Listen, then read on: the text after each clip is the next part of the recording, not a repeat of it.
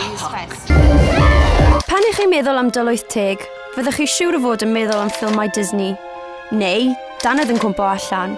Ond, a fyddwch chi byth wedi meddwl bod yna gymuned go iawn ohonyn nhw yn byw yn y Bontfaen. Ar ôl mis o ymchwil, e-bostio, Facebook stalkio a door-to-door investigations, des I o hyd iddyn nhw. Cyn I fi gallu mynd I gwrdd â nhw yn iawn I ffeindio allan mwy, dywedon nhw yn syml iawn I fi. The best way really to get into sort of the fairy experience is to immerse yourself in nature as much as possible and come along to the fairy ball in Glastonbury next week. Yes!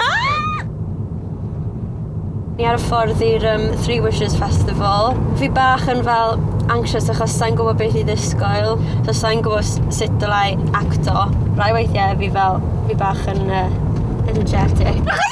Pryd fi'n mynd yn really excited. Ond falle byd nhw fel yn really chill a fel hippies. Fuck. Oh, fuck.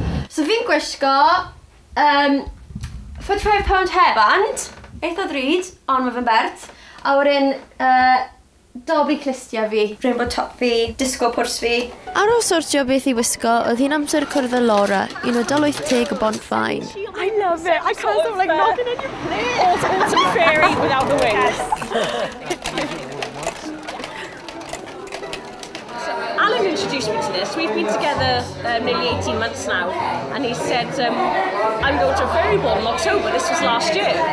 Do you want to come? I was like, oh yeah, fancy dress, okay. You know, thinking it's just a big fancy dress sort of thing. And when I came, it was like, actually my first experience in this pub was all this energy from all these people. I actually had a panic attack.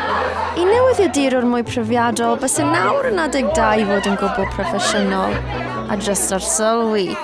Ond, o'n i'n ffili helpu'n hunan.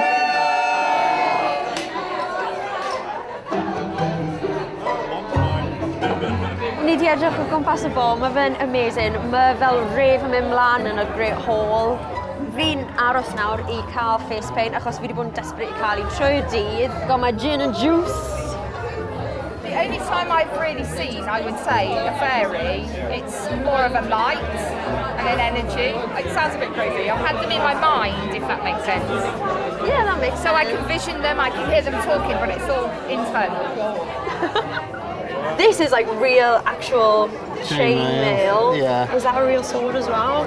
It's not sharp, but it is kind of the Celtic connection, how getting back to the old beliefs of believing in nature, but then everybody has their elements that come into it, and we're all different, and it's just bonkers. I'm Jill, and this is Glenn. Oh, Glenn! He's got a Welsh name. Hello, Glenn. Yeah. Did you make him? I did, yeah. Well, I hatched him. He's got his own wristband. That's amazing. I nearly had to pay for a ticket. Really?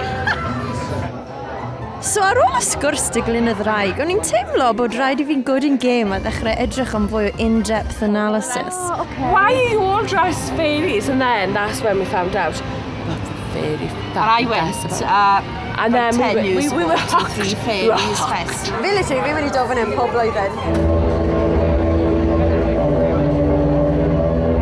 So ar ôl cwbl o oriau, roedd pethau'n dechrau twymo, ac egni hydol y parti yn tynnu fi mewn yn ddyfnach.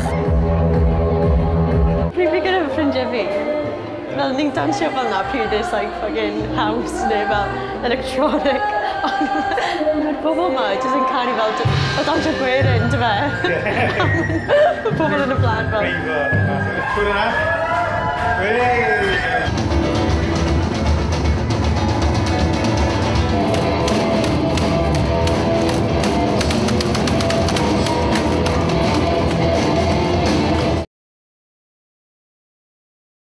So, ni ar y ffordd lan i'r to.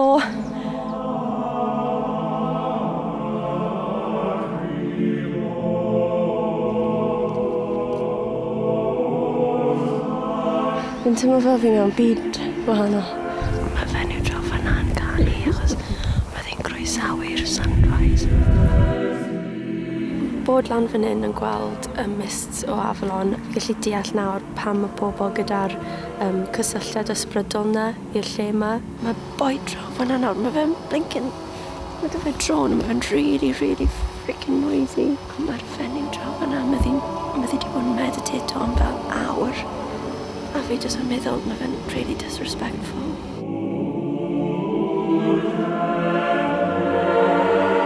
So fi wedi bod yma am bach nawr, sa i wedi cael sight-in, ond just trwy eistedd lawr a gwrando ar y ddŵr, a'r adar yn y coed, mae fe wedi really rhoi fi mewn fel positive mood. Bach fel y gwyl yma, fi dal ddim yn credu mewn fairies as da fi dim connection i'r ochr ysbrydol na, ond fi'n gadael mewn positive mood, fi wedi cael penwythnos amazing, byddai'n annog unrhyw un i ddod i'r gwyl yma, achos mae'r cymuned yn amazing, a fi wedi cael amser awesome gyda'r cymuned yma.